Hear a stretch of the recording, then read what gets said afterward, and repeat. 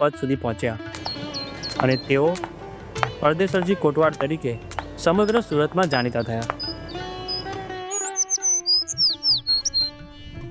તેમના ગુરુ મુનિબાવા હતા. આ મુનિબાવાને બ્રહ્માનંદ સ્વામીના યોગે શ્રીજી મહારાજની ઓળખાણ થઈ હતી અને તેમને અર્ધેસરજી કોટવાળને મહારાજનો મહિમા સમજાવ્યો હતો.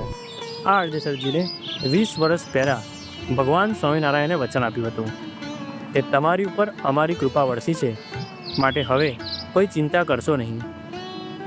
આ સમય હતો સને 1824નો, જ્યારે ભગવાન સ્વામિનારાયણ પોતાના સંતો ભક્તોને લઈને સુરત પધાર્યા હતા, જ્યાં અર્ધેસરજીએ શ્રીજી મહારાજની સેવા કરી હતી અને તેમને રાજી કર્યા હતા.